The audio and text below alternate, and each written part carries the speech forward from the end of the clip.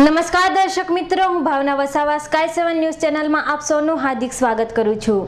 વિગતવાર સમાચાર જોતા પહેલા એક નજર આજના મુખ્ય સમાચારો પર। માનસિક બીમારીથી કંટાળી પરિણીતાએ આણ્યો જીવનનો અંત, ઘરમાં ગળે ફાંસો ખાઈ કર્યો આપઘાત।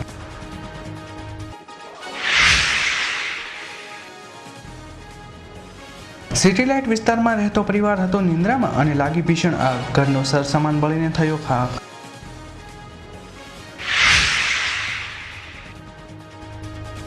સોશિયલ મીડિયામાં ડોક્ટર આંબેડકરના વાંધાજનક ફોટોના વિરોધમાં સમસ્ત યુવા આંબેડકરી સમાજ દ્વારા પોલીસ કમિશનરને આવેદન।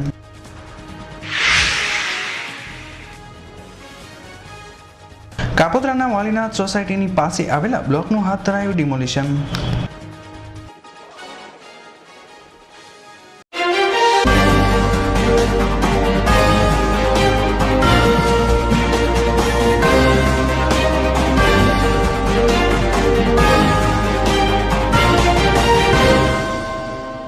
સિટી લાઇટ વિસ્તારમાં આવેલી સન સિટી સોસાયટીમાં આવેલી બિલ્ડિંગમાં આગ લાગી હતી। રાત્રિના 12:30 વાગ્યાની આસપાસ આગ લાગી હતી। બાળકો સહિત પરિવાર ભર નિંદ્રામાં હતું ત્યારે આગ લાગી હતી અને પરિવાર હેમખેમ બહાર આવ્યું હતું।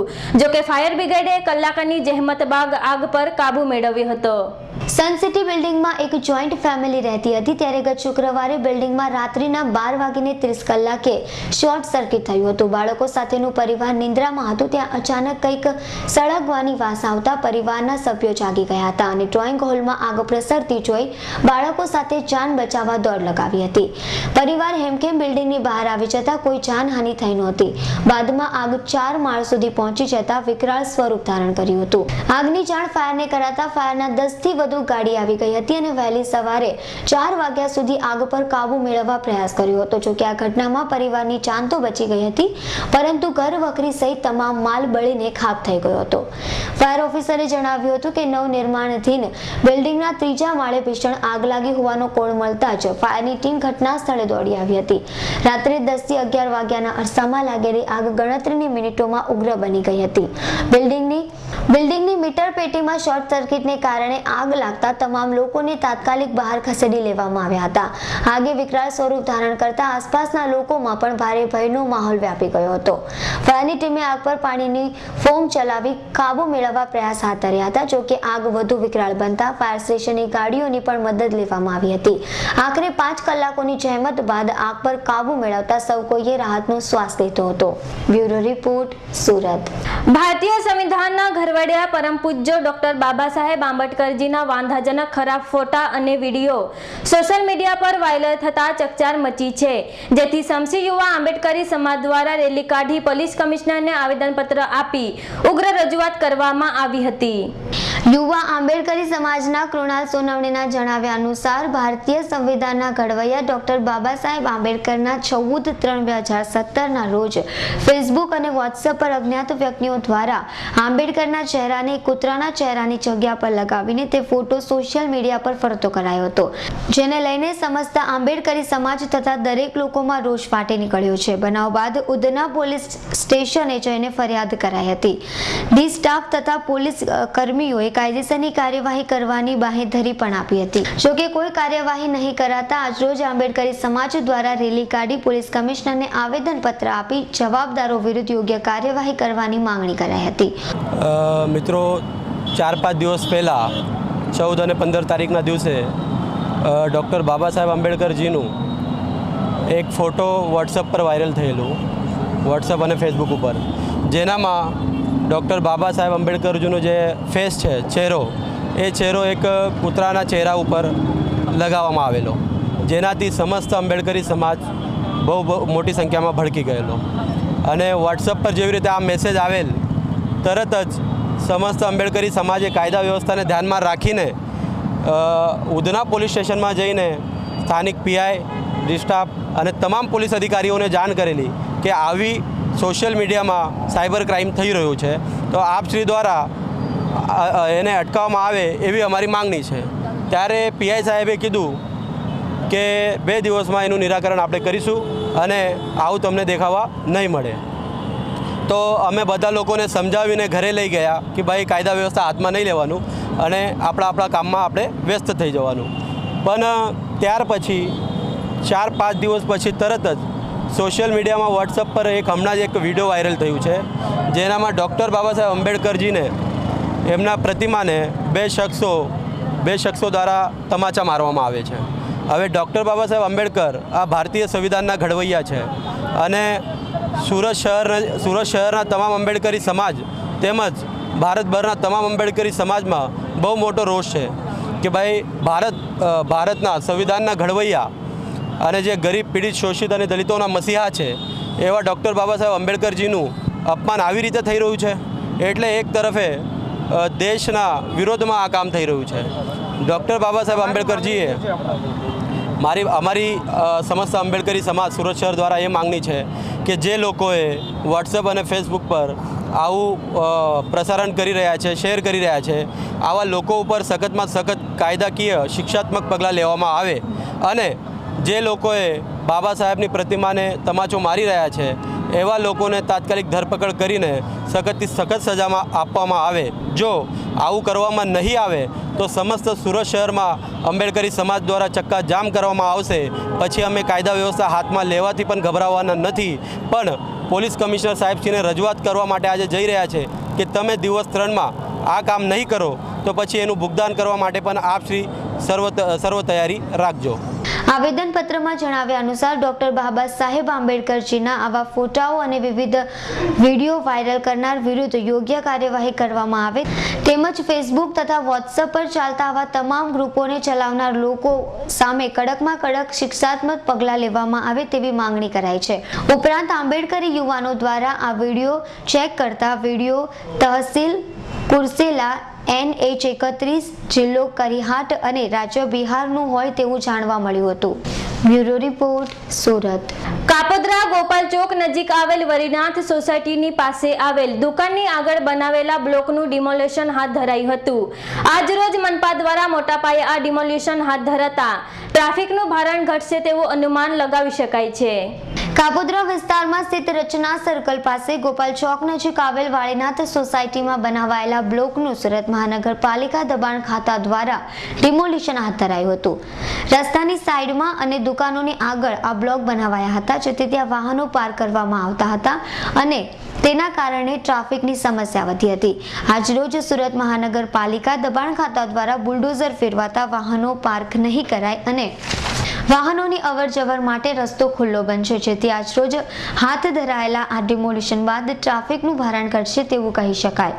અત્રે ઉલ્લેખનીય છે કે સુરત મહાનગરપાલિકા દબાણ ખાતા દ્વારા કાપોદ્રાની વાળીનાથ સોસાયટી ખાતે દુકાનો આગળ બ્લોક તથા ગેરકાયદેસર બાંધકામનું દબાણ હટાવતા ટ્રાફિક હળવું થાય તેમ કહી શકાય.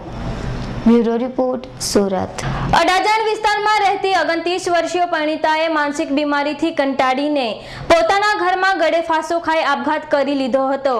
મહિલાના મૃતદેહને પીએમ અર્થે હોસ્પિટલ ખસેડાયો હતો. અડાજણના આનંદ મહેલ રોડ સાગર કોમ્પ્લેક્સમાં એક ફ્લેટમાં રહેતી સુનિતાબેન ગણેશ જયસ્વાલે ગતરોજ પોતાના ઘરમાં ગેસના લાઇનના પાઇપ સાથે દુપટ્ટા વડે ગળે ફાંસો ખાઈ આપઘાત કર્યો હતો. મૃત્યુ પામનાર 29 વર્ષીય સુનિતાબેનના લગ્ન 2011-12માં ગણેશ જયસ્વાલ સાથે થયા હતા અને સંતાનમાં એક 1.5 વર્ષનો પુત્ર છે અને તેનો પતિ ગણેશ જયસ્વાલ હર્બલ પ્રોડક્ટ્સની કંપનીમાં નોકરી કરે છે. જો કે 29 વર્ષીય સુનિતા જયસ્વાલ છેલ્લા ઘણા સમયથી માનસિક બીમારીથી પીડાતી હતી, જેથી કંટાળીને છેવટે તેણે આ અંતિમ પગલું ભર્યું હતું. પત્નીને લટકેલી અવસ્થામાં જોઈ તેના પતિને ખૂબ જ આઘાત લાગ્યો હતો. જો કે ત્યારબાદ મહિલાના મૃતદેહને પીએમ અર્થે હોસ્પિટલ ખસેડવામાં આવી હતી. Bureau report, Surat. દેશના જવાનો માટે ડોનેશન એકઠું કરવા શાળાઓને સરકારનો પરિપત્ર.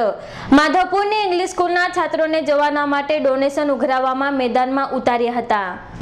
દેશના સરહદે દેશવાસીઓની રક્ષા કરતા શહીદ થયેલા દેશના જવાનોના પરિવાર માટે ડોનેશન એકઠું કરવાનો દેશની તમામ શાળાઓમાં સરકારી પરિપત્ર જારી કરવામાં આવ્યો હોવાનું જાણવા મળ્યું છે.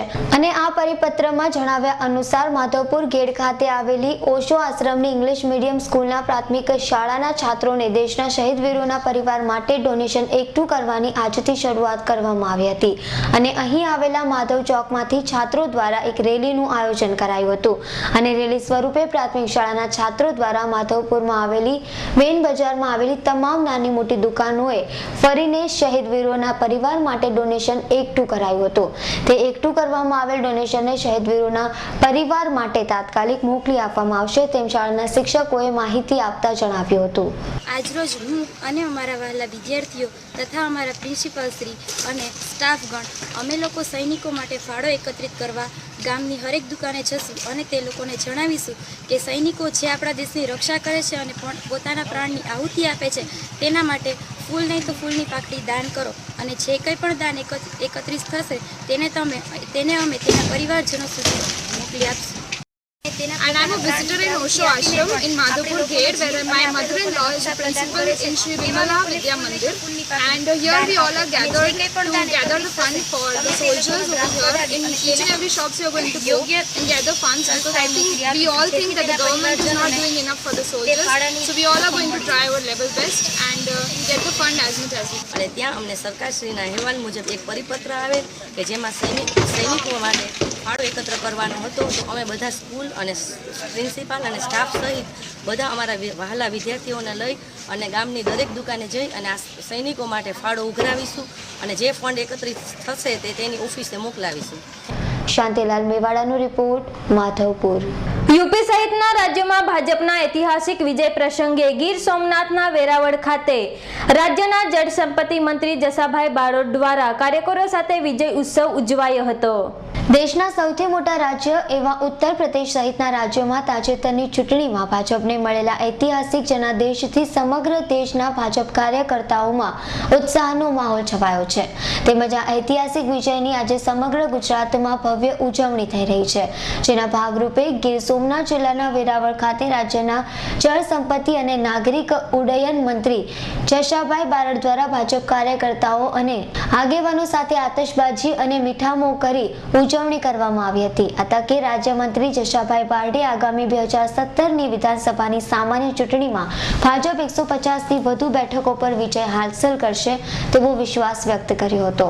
રાકેશ પરડવાનો રિપોર્ટ, ગીર સોમનાથ. પારડી તાલુકાના અમરસાડી ગામની એક યુવતી આજરોજ સવારે પોતાના ઘરે ગળો ફાંસો ખાઈ આત્મહત્યા કરવાનો પ્રયાસ કર્યો હતો. જો કે યુવતીને તાત્કાલિક પારડી હોસ્પિટલ ખાતે સારવાર અર્થે લઈ આવ્યા હતા, જ્યાં યુવતીને આઈસીયુમાં સારવાર અપાઈ રહી છે. પારડીના ઉમરસાડી ગામે શનિવારના રોજ સવારે 18 વર્ષીય જ્યોતિબેન પરેશભાઈ નાયકાએ પોતાના ઘરના રસોડાના બાજુના ઓરડામાં પંખા સાથે દુપટ્ટો બાંધી ગળે ફાંસો ખાઈ આત્મહત્યાનો પ્રયાસ કર્યો હતો, પરંતુ સમયસર તાત્કાલિક પારડી કુરેશી હોસ્પિટલમાં ખાનગી વાહનમાં લાવી પ્રથમ ફરજ પરના તબીબે યુવતીને સારવાર માટે સીટી સ્કેન કરી ત્યારબાદ આઈસીયુ વોર્ડમાં રાખવામાં આવી હતી, જ્યાં યુવતી વેન્ટિલેટર પર સારવાર હેઠળ તબીબો સારવાર કરી રહ્યા છે. જોકે યુવતીની હાલત નાજુક હોવાનું હાલ દેખાઈ રહ્યું છે. યુવતીના મામા બિપિનભાઈ નગીનભાઈ નાયકાએ પારડી પોલીસ મથકે જાણવાજોગ ફરિયાદમાં યુવતી છેલ્લા 2-4 દિવસથી બીમાર રહેતી હતી, જેથી કંટાળીને આત્મહત્યા કરવાનો પ્રયાસ કર્યા હોવાનું જણાયું છે. વધુ તપાસ પોલીસે હાથ ધરી છે. અમૃત પટેલનો રિપોર્ટ, પારડી. સાવરકુંડલાના મોટા લીધિયા ખાતે બજારમાં ભૂગર્ભ ગટર પ્રશ્ને લીલિયા ચેમ્બર ઓફ કોમર્સ દ્વારા ગામ બંધનું એલાન આપવામાં આવ્યું હતું. સાવરકુંડલાના મોટા લીલિયા ખાતે બજારમાં ભૂગર્ભ ગટર પ્રશ્ને લીલિયા ચેમ્બર ઓફ કોમર્સ દ્વારા ગામ બંધનું એલાન કરવામાં આવ્યું હતું. ભૂગર્ભ પ્રશ્નને લઈને લોકો ત્રાહિમામ પોકારી ઉઠ્યા છે અને લોકો ઢોલ નગારા સાથે મામલતદાર કચેરી ખાતે આવેદનપત્ર પાઠવ્યું હતું. ભૂગર્ભ ગટરનું કામ નબળું થયું હોવાને કારણે શેરીઓમાં અને બજારમાં ગટરનું પાણી ઉભરાઈ આવતા અવારનવાર રજૂઆત કરી હોવા છતાં પણ જવાબદાર તંત્રના પેટનું પાણી હલતું નથી. લોકોએ મોટા લીલિયા ગામ બંધ રાખી રેલી કાઢી અને વિરોધ પ્રદર્શન કર્યો હતો.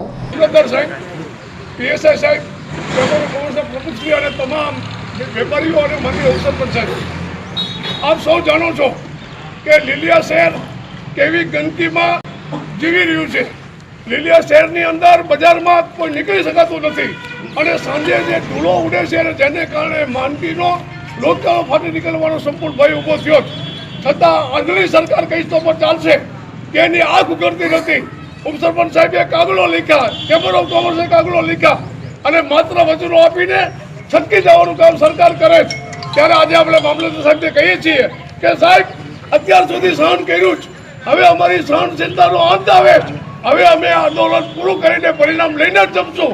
ત્યાં લગી અમે બેસવાના નથી. અને જો આપ સાહેબ અમારા અવાજ તાત્કાલિક ત્યાં પહોંચાડીને ન્યાય નહીં અપાવો તો આનાથી ચલણ આંદોલન આવતીકાલે શરૂ કરવાના છીએ. અને જે કોઈ પરિણામ આવશે એ સરકારની જવાબદારી રહેશે. બાકી હવે અમે પરિણામ લઈને ચંપીશું ને ચંપીશું.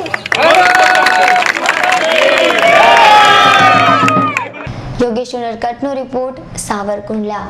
સાવરકુંડલામાં 3 જુગારીઓને 9,000ના મુદ્દામાલ સાથે ઝડપી પાડ્યા છે. સાવરકુંડલા ખાતે હિંમત સોંદરવા, મોહિત વાળા, અમિત પઠાણ ખાદી કાર્યાલય પાછળના વિભાગમાં જાહેરમાં જુગાર રમતા હોવાની જાણ થતા સાવરકુંડલા ટાઉન પોલીસે 3 જુગારીઓને 9,000ના મુદ્દામાલ સાથે ઝડપી પાડી વધુ કાર્યવાહી હાથ ધરી છે. યોગેશ નરકટનો રિપોર્ટ, સાવરકુંડલા. સાવરકુંડલા ખાતે અમરેલી જિલ્લા પંચાયતના પ્રમુખ જેનીબેન ઠુમ્મરના અધ્યક્ષસ્થાને સરપંચોની મીટિંગ યોજાઈ હતી. સાવરકુંડલા તાલુકા પંચાયત ખાતે અમરેલી જિલ્લા પંચાયત પ્રમુખ જેનીબેન ઠુમ્મરના અધ્યક્ષસ્થાને સરપંચોની મીટિંગ મળી હતી, જેમાં ગ્રામ લેવલના મૂંઝવાતા નાના મોટા પ્રશ્નો રજૂ કરવામાં આવ્યા હતા. સરપંચોના વિવિધ પ્રશ્નોનું નિરાકરણ કરવા સ્થળ પર અથવા ઉપલા લેવલે વાંચા આપવાના હેતુથી મીટિંગ યોજાઈ હતી, જેમાં તાલુકા પંચાયત પ્રમુખ મંગળાબેન ડાવરા, મનુભાઈ ડાવરા, તાલુકા કોંગ્રેસ પ્રમુખ દીપકભાઈ માલાણી, રાઘવભાઈ, હાર્દિકભાઈ કાનાણી, સતીશભાઈ મહેતા સહિતના આગેવાનો તેમજ સરપંચો, તાલુકાના પંચાયતના સદસ્યશ્રીઓ સૌ કોઈ ઉપસ્થિત રહ્યા હતા. આજે સાવરકુંડલા તાલુકા પંચાયતમાં સરપંચોની મીટિંગ બોલાવવામાં આવી હતી, જેમાં ગ્રામ પંચાયત લેવલના, ગામ લેવલના નાના મોટા પ્રશ્નો, સરપંચોને જે સતાવતા પ્રશ્નો હોય, અત્યારે ઉનાળાની સિઝન પણ ચાલુ થઈ છે એટલે પાણીની સમસ્યા પણ ઉદ્ભવવાની છે અને સમસ્યા ઉદ્ભવે નહીં એની પહેલાં પ્રશ્નોને સાંભળીને વાચા આપવાનો સંપૂર્ણ પ્રયત્ન થાય એટલા માટે થઈને આજે સાવરકુંડલા તાલુકાના દરેક ગામના સરપંચોને જે કોઈ પણ એમના નાના મોટા પ્રશ્નો, મૂંઝવતા પ્રશ્નો હોય કે જેનો આપણે નિરાકરણ સ્થળ ઉપર કાં તો એને ઉપર લેવલે વાચા આપી શકીએ એ હેતુથી આજે સાવરકુંડલા તાલુકાના સરપંચીઓની મીટિંગ બોલાવવામાં આવી હતી. યોગેશ નરકટનો રિપોર્ટ, સાવરકુંડલા.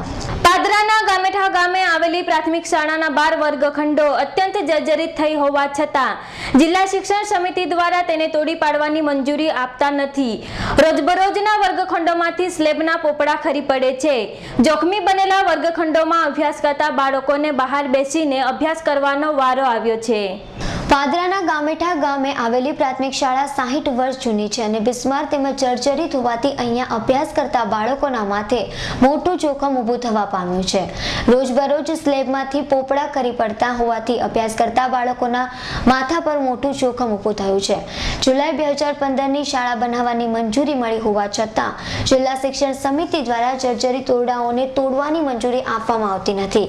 તેઓના જણાવ્યા પ્રમાણે આ શાળામાં 3 ચૂંટણીના બૂથો આવેલા છે અને સામે વિધાનસભાની ચૂંટણી હોવાથી મંજૂરી આપતા ન હોવાનું જણાવ્યું છે, પરંતુ સ્થાનિક પંચાયત અને ગ્રામજનોએ આ માટે વૈકલ્પિક વ્યવસ્થા કરી આપવાની બાહેધરી આપી છે, છતાં પણ શિક્ષણ સમિતિના સંકલનને અભાવે બાળકોના માથે મોટું સંકટ ઊભું થયું છે. શાળાના એસએમસી અને ગ્રામ પંચાયતે તમામ કાર્યવાહી માટે સંમત હોવા છતાં પણ શિક્ષણ સમિતિના આળસને કારણે મોટું સંકટ અને જોખમ બાળકો પર છે. રોજબરોજ પોપડા ખરતા હોવાથી બાળકોને શાળાની બહાર અભ્યાસ માટે બેસાડવાનો વારો આવ્યો છે. આ માટે શાળાના એસએમસી અધ્યક્ષ અને ગ્રામજનોએ નારાજગી સાથે આંદોલનની ચીમકી પણ આપી છે. અમારી આ શાળા 55 વર્ષ જૂની છે, બરાબર. એના આ મકાનો છેલ્લા 5 વર્ષથી ખૂબ જ જર્જરિત છે. સિન્ટેક્સના જે નવા સરકારની યોજનામાં નવા રૂમ બનેલા છે એમાં 5 વર્ષથી બારી બારણા નથી. 2 વર્ષ પહેલાં જ્યારે ડીડીઓ સાહેબ મુલાકાત આવ્યા તે વખતે આ ઓરડાઓ જર્જરિત એમને બતાવેલા, જિલ્લા પ્રમુખ સુધાબેન પરમારની ઉપસ્થિતિમાં બતાવેલા. એમને કહેલું, ત્યાર પછી અમારા સ્કૂલના રૂમો મંજૂર બી થઈ ગયા, પણ ગ્રાન્ટના અભાવે જે તે સમયે બાકી રહેલું કામ હતું. આવા અત્યારે અમને ગ્રાન્ટ મળી જાય છે. ઘણા પ્રયત્નો કર્યા પછી ગ્રાન્ટ મળી જાય. ગ્રાન્ટ મળ્યા પછી આવા જે તે સરકારની કંઈ વહીવટી મંજૂરીઓ લેવાની, એ મંજૂરીઓ માટે શાળા પરિવાર તરફથી જે કંઈક પંચાયત તરફથી જે કંઈક પ્રોસેસ હતો પતી ગયો છે. હવે અગાઉના સમય વિધાનસભાની ચૂંટણી આવે છે એના માટે આ તોડવાની પરમિશન આપતા નથી. ગ્રાન્ટ પાછી જાય તો અમારા ભવિષ્યમાં બાળકોને બેસાડવા કંઈ રૂમો બને નહીં સમયસર, અને મતદાનો મથકોની વૈકલ્પિક વ્યવસ્થા કરવામાં આવેલી છે. તો હમણાં તાત્કાલિક જો મળી જાય આ રૂમો ને પરમિશન તોડવાની, તો આ શાળાનું નવીનું જે બાંધકામ છે એ સરકારની પ્રક્રિયા ટેન્ડર મુજબ જે કંઈક થતું હોય એ 4-6 મહિનામાં અગાઉ ચોમાસું આવે છે તો પૂરું વહેલું થઈ જાય અને બાળકોનું ભવિષ્ય બગડે ને. અત્યારે આ પોપડા ચાલુ શૈક્ષણિક કાર્ય દરમિયાન પડે છે અને એમાં ઘણા બાળકોને નુકસાન થઈ શકે એવી ભીતિ છે. તો પ્રભુની કૃપાથી અહીં આગળ કોઈ અનિચ્છનીય બનાવ બન્યો નથી અને ભવિષ્યમાં તો આ શાળકોને અંદર જ બેસાડીશું તો એના બાળકોનું કે શાળાના શિક્ષકોનું જાનમાલનું નુકસાન થાય તો એના માટે જવાબદાર કોણ? આગળ રજૂઆતો કરતા મામલતદાર, ટીડીઓ, કલેક્ટર છે કે જ્યાં રજૂઆત કરીએ છીએ તો ત્યાંથી હમણાં લેખિત પરમિશન જે મળવાની છે મળતી નથી. તેના માટે તાત્કાલિક વ્યવસ્થા કરી અને આપે. બાકી ભવિષ્યમાં ગ્રામજનો ગાંધીજીજા માર્ગે આંદોલન કરશે, તાળાબંધી કરશે અથવા તો આમ તો ઉપવાસ કરશે, પણ અમારી આ શાળા માટે ગામ એકત્ર થઈ અને સરકારને કાને આ વાત જાય અને અમારા શૈક્ષણિક કાર્ય બગડે નહીં અને તાત્કાલિક યોજના ધોરણે અમારું આ કામ મંજૂર થઈ જાય અને અમારા શાળાનું કામ તાત્કાલિક થઈ જાય એ અમારા તમારા ગ્રામજનોની નમ્ર અપીલ છે. અને જે સરકારના અધિકારીઓ છે એ માત્ર ખુરશી પર બેસવાની લાલચ રાખ્યા સિવાય અમારું આ કામ તાત્કાલિક મંજૂર કરે અને આ બાળકોનું 600 બાળકોનું ભવિષ્ય છે એ સુધરે.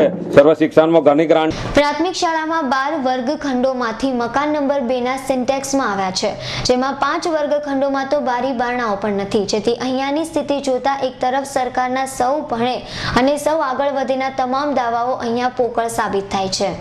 આ અંગે શાળા આચાર્યએ વધુમાં માહિતી આપતા જણાવ્યું હતું. ગામેડા પ્રાથમિક શાળામાં 3 મુખ્ય ભાગમાં શાળા વહેંચાયેલી છે અને ગામેડા પ્રાથમિક શાળામાં મકાન નંબર 1 માં 5 સિન્ટેક્સના રૂમો વત્તા 2 આરસીસી રૂમો, જેના અમે મકાન નંબર 1 કહ્યું છે. મકાન નંબર 2 માં 5 સિન્ટેક્સની રૂમો છે અને મકાન નંબર 3 માં 2 આરસીસીના રૂમો છે જે 2007-8માં બનેલા છે, જે સારી હાલતમાં છે. પરંતુ મૂળ મકાન નંબર 1 પર જે 5 વત્તા 2 7 વર્ગો અને મકાન નંબર 2 પર 5 સિન્ટેક્સના રૂમો છે ત્યાં તેની સ્થિતિ બહુ ખરાબ હાલતમાં છે. છેલ્લા 5 વર્ષથી અમારી આ બાબતે તાલુકા શિક્ષણ સમિતિ અને જિલ્લા શિક્ષણ સમિતિને માગણી કરેલી છે, રજૂઆત પણ કરેલી છે.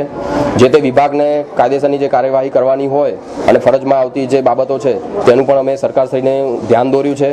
તેમ છતાંય આ બાબતે કોઈ ઘટતું કરવામાં આવ્યું નથી અને ગઈકાલે જે ઘટના બની એ ખૂબ ખરાબ સ્થિતિમાં હતી અને પરિસ્થિતિ એવી છે કે 3-4 જગ્યાએ વધારે ડેમેજ થયેલું છે અને અમુક સમયે પોપડા ખરતા રહે છે સમયાંતરે અને બાળકોના શિક્ષણ ઉપર એની સીધી અસર પડે છે અને શૈક્ષણિક કાર્ય પણ જોખમાય છે. શિક્ષકો અને બાળકોના જીવ પણ જોખમમાં મુકાય છે, પડીકે બંધાઈ જાય છે અને આ રીતે એકંદરે પરિસ્થિતિ અહીંની બહુ ખરાબ છે. ચૂંટણીના બૂથ પણ અહીંયા આવેલા છે. ચૂંટણી માટેના બૂથની વૈકલ્પિક વ્યવસ્થા અમે કરેલી છે. એસએમસીમાં ઠરાવ કરીને, ગ્રામ પંચાયતનો પણ ઠરાવ કરીને લેખિતમાં અમે તાલુકામાં જાણ કરેલી છે. જિલ્લા કક્ષાએ પણ આ જાણ અમે કરી ચૂકેલા છીએ. તાલુકામાંથી મામલતદાર સાહેબ પણ અહીં રૂબરૂ મુલાકાત લઈ ગયા છે અને તારીખ 10મીએ શુક્રવારે રૂબરૂ મુલાકાત લઈને વૈકલ્પિક વ્યવસ્થા અમારી જોઈને તેમને પણ ખૂબ સંતોષ થયો છે અને હકારાત્મક વલણ આપ્યું છે.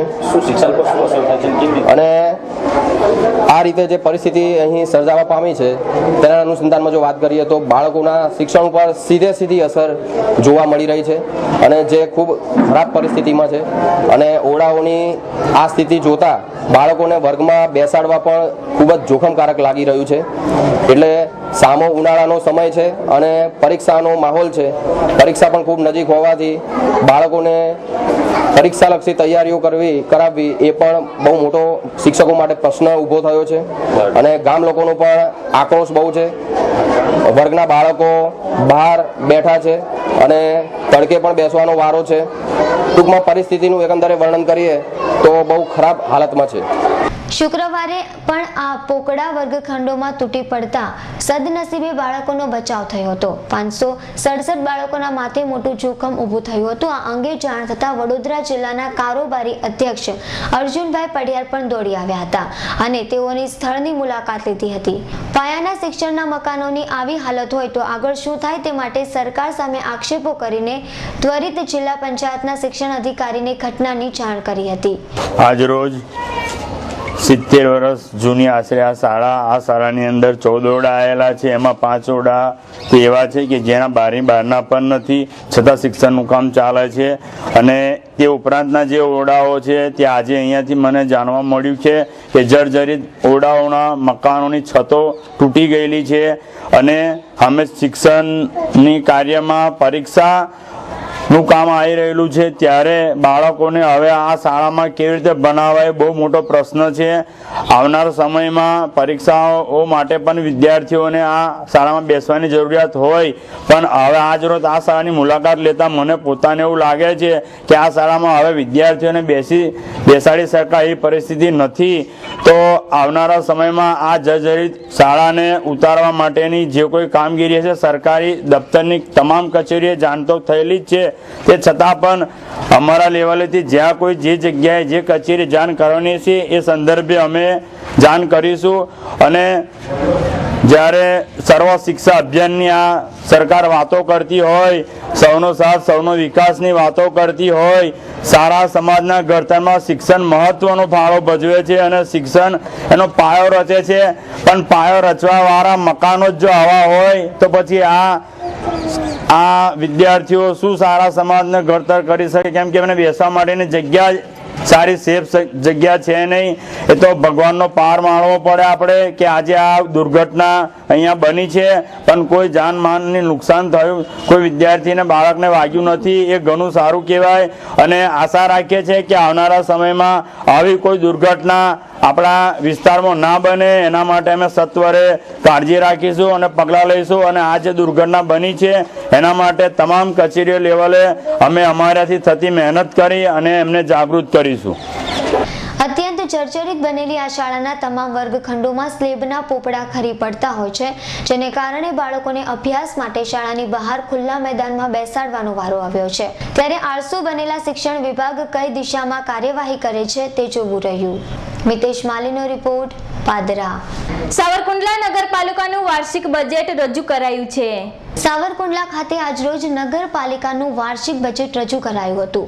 કોંગ્રેસ શાસિત નગરપાલિકાના અંદાજિત 48,30,96,400 રૂપિયાનું બજેટ હતું, જે સાવરકુંડલા શહેરના વિકાસ માટેનું બજેટ રજૂ કરાયું હતું, જે સર્વાનુમતે મંજૂર થયું હતું. આજરોજ તારીખ 18ના રોજ સાવરકુંડલા નગરપાલિકાનું વાર્ષિક બજેટ રજૂ કરવામાં આવેલું. કોંગ્રેસ શાસિત નગરપાલિકામાં અંદાજિત 48,30,96,400 રૂપિયાનું બજેટ હતું. તે સાવરકુંડલા શહેરના વિકાસ માટેનું બજેટ રજૂ કરેલું, તે સર્વાનુમતે મંજૂર થયેલ છે. અગાઉના ગયા વર્ષનું બજેટ જે અમે રજૂ કર્યું હતું એ પણ સર્વાનુમતે મંજૂર થયેલું હતું. એના અનુસંધાને આ બજેટ સરકારની અનુમતિ મુજબ અને વિકાસલક્ષી બજેટ છે 48,96,00,000 રૂપિયાનું જે મૂકેલું એ સર્વાનુમતે મંજૂર કરેલ છે. એમાં સાવરકુંડલા શહેરના નાના મોટા વિસ્તાર તમામ લીધેલ છે. અને લોકહિતના બાગ બગીચા હોય કે કોઈ નાળા હોય કે ગમે એવું હોય એ બધું આ વિકાસની અંદર આવરી લેવામાં આવ્યું છે. આ બજેટની અંદર કોંગ્રેસ શાસિત સુશાસિત વહીવટની અંદર સર્વાનુમતે બજેટ મંજૂર કરવામાં આવેલ છે અને લોકોને એમાં પૂરતો સહકાર મળેલ છે. એ બદલ હું ખૂબ અમારા સભ્યોનો અભિનંદન કરું છું અને એક હર્ષ અનુભવું છું કે આખા વર્ષ દરમિયાન 1.5 વર્ષનું સાવરકુંડલા નગરપાલિકાનું શાસન જે કોંગ્રેસ શાસિત નગરપાલિકા ચલાવી રહી છે એ ઘણું લોકોને અનુકૂળ છે, સારું છે. અને ગામમાં સર્વાંગી વિકાસ માટે લોકો 20 કાઉન્સિલરો અમારા એક થઈ અને કામ કરી રહ્યા છે. એ બદલ અમને ખૂબ આનંદ અનુભવીએ છીએ અમે. યોગેશ નડકટનો રિપોર્ટ, સાવરકુંડલા. પારડીમાં ગઝલ ગાયક મનહર ઉદાસના 33મા આલ્બમ ગુજરાતી આરાધના ગઝલનું વિમોચન કરાયું હતું. પારડી મોરારજી દેસાઈ ઓડિટોરિયમ હોલ ખાતે ગત રોજ શુક્રવારની રાત્રિના 9 કલાકે પ્રસિદ્ધ ગઝલ ગાયક કલાકાર મનહર ઉદાસ મહેમાન બન્યા હતા.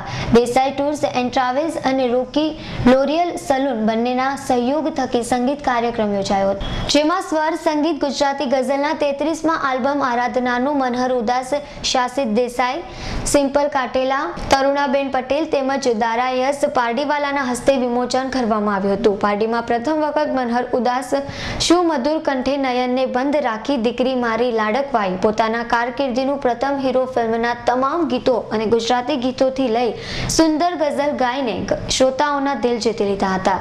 સમગ્ર ગઝલ કાર્યક્રમને સાંભળવા વાપી, પારડી, દમણ, વલસાડ, અતુલથી તેમના ચાહકો પારડીમાં ઉમટી પડ્યા હતા અને લાયન્સ ક્લબ દ્વારા મનહર ઉદાસને પ્રમાણપત્ર આપીને સન્માનિત કરવામાં આવ્યા હતા. તેમજ પારડીના અગ્રણી દારાયેશ પારડીવાલાએ તબલા વાદનને રોકડ ઇનામો આપી પ્રોત્સાહિત કર્યા હતા. સમગ્ર કાર્યક્રમને સફળ બનાવવા સાશિત ઉર્ફે ગુરુ દેસાઈ, ચેતનભાઈ દેસાઈ, ઉમેશ સોલંકી વગેરે યુવાનોએ ભારે જહેમત ઉઠાવી હતી. પહેલા તો હું એ કહીશ કે પ્રોગ્રામ કરતાં પણ જે આ નગરપાલિકાએ આ જે ઓડિટોરિયમ બનાવ્યું છે અને એ જે ઓડિટોરિયમ બનાવવા પછાડી જે લોકોની મહેનત છે એ લોકોને આજે ખૂબ ખૂબ અભિનંદન કે આજે વર્ષો પછી આજે મારી 63 વર્ષની ઉંમર થઈ ગઈ, પારડીમાં આવો કોઈ પણ પ્રોગ્રામ થયો નહોતો અને આજની તારીખમાં આ પ્રોગ્રામ થયો છે એ ખરેખર આ નગરપાલિકાને આભારી છે ને આ ઓડિટોરિયમને આભારી છે. અને મનહર ઉદાસજી જેવા એક ખૂબ જ સારા કલાકાર અને સારામાં સારા એમના સંગીતકારો આપણે સાંભળવા મળ્યા છે એ આપણું સૌભાગ્ય છે અને ભવિષ્યમાં પણ આપણે આ ઓડિટોરિયમનો સારામાં સારો ઉપયોગ કરીશું અને નગરજનો આનો ખૂબ ખૂબ લાભ લે એવું હું મારી ઈચ્છા પ્રગટ કરું છું. સૌથી પહેલાં તો પારડીના સૌ શ્રોતાઓને મારા તરફથી ખૂબ ખૂબ ધન્યવાદ કે આજની આ સાંજ જે કંઈ પણ બનાવી એ શ્રોતાઓએ બનાવી છે.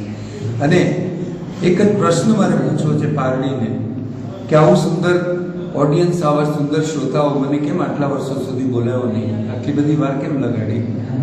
એટલે હવે ફરી વાર કહું છું કે હવે આટલો સમય નહીં બગાડતા, મને જલ્દી બોલાવજો.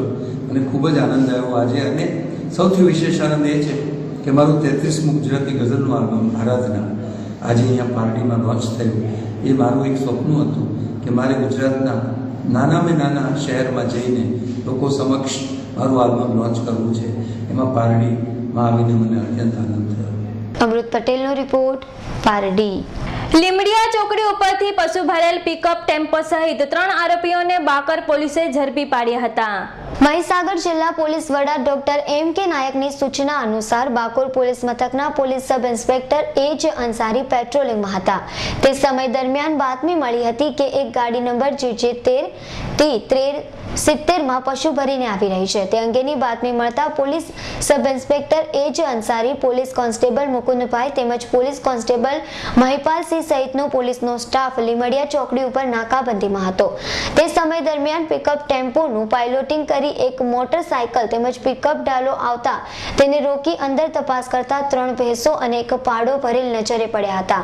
3 આરોપીઓ પૈકી સદામ અલ્લારખા મુલતાની, મુશરફ અશુપીર મુલતાની, મોહસિન રાજુભાઈ મુલતાની આ 3 આરોપીઓને ઝડપી પાડી પિકઅપ ડાલામાં ભરેલ પશુઓને સુરક્ષિત જગ્યાએ છોડી મૂકી 3 આરોપીઓ સામે પશુધારાનો ગુનો નોંધી આગળની કાર્યવાહી હાથ ધરી છે.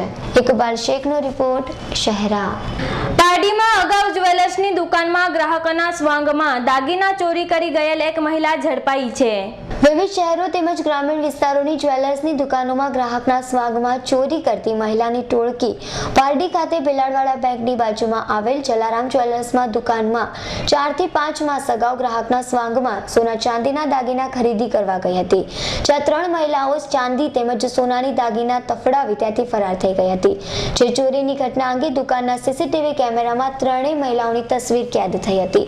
જે મહિલા ફરી ગત રોજ શુક્રવારના પારડી ખાતે જ્વેલર્સની દુકાનમાં ચોરીનો અંજામ આપે તે પહેલા જ પોલીસે બાતમીને આધારે મહિલાને ઝડપી પાડી હતી અને પોલીસ મથકે લાવી પૂછપરછ કરતા મહિલાનું નામ વૃક્ષ અખ્તર સ્માઇલ સૈયદ, ઉંમર વર્ષ 50, રહેવાસી સુરત, સૈયદપુરા શાકભાજી માર્કેટ સામે તેમજ અન્ય 2 મહિલાઓ તેની સાથે હતી.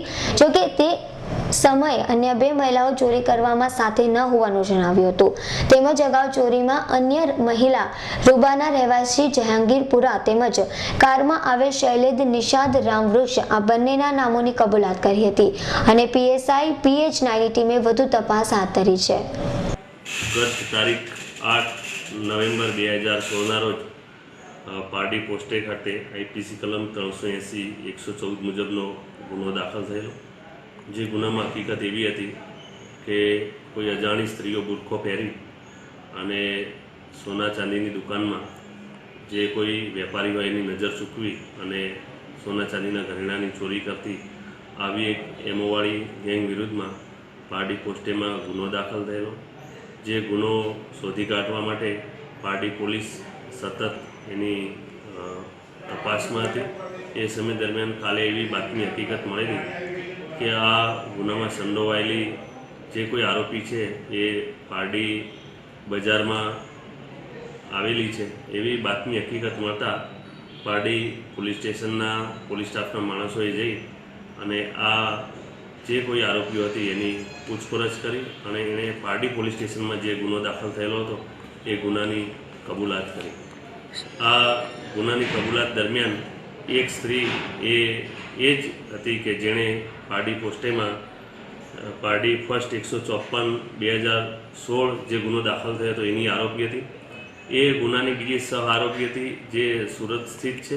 એની ધરપકડ જે તે સમયે થઈ શકેલ નહીં અને આ સ્ત્રી હતી એણે બીજા કયા સહ આરોપીઓ છે એના નામ પણ જણાવેલા છે અને એની તપાસ અત્યારે ચાલુ છે.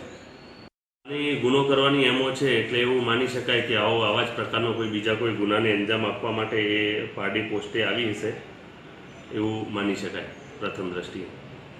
અમૃત પટેલનો રિપોર્ટ, પારડી. સમાચારની સમાપ્તિ પહેલા એક નજર આજના મુખ્ય સમાચારો પર. માનસિક બીમારીથી કંટાળી પરિણીતાએ આણ્યો જીવનનો અંત, ઘરમાં ગળે ફાંસો ખાઈ કર્યો આપઘાત.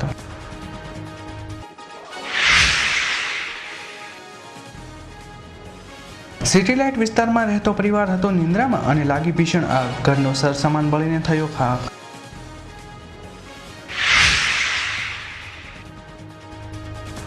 સોશિયલ મીડિયામાં ડોક્ટર આંબેડકરના વાંધાજનક ફોટોના વિરોધમાં સમસ્ત યુવા આંબેડકરી સમાજ દ્વારા પોલીસ કમિશનરને આવેદન.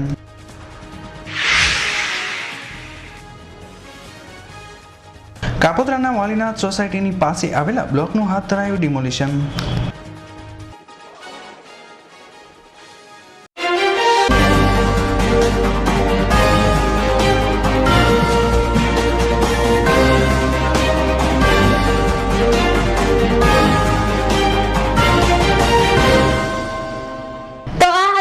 સુધીના સ્કાય 7 ન્યૂઝ ચેનલના સમાચારો. વધુ સમાચાર જાણવા માટે જોતા રહો સ્કાય 7 ન્યૂઝ ચેનલ. નમસ્કાર.